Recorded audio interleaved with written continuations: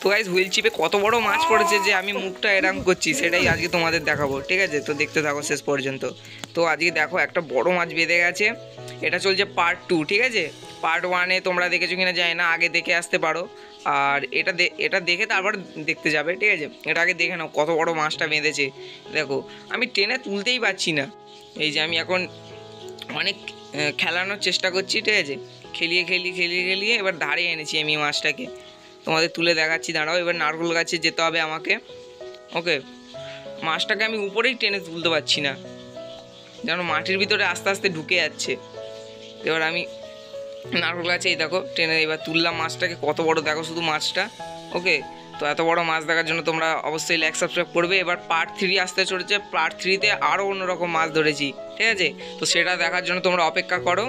ওকে, part 3ও আসতে চলেছে অনেক ভেরি সুন। ওকে, সেটার জন্য অপেক্ষা করো, ততক্ষণ সাবস্ক্রাইব করে দাও, তাহলে পার্ট 3-র ভিডিওটা তোমাদের ফোনে চলে যাবে। তো দেখো বড়শিটা কোথায় বেঁধেছে, দেখো পেটেতে, এই জায়গায়।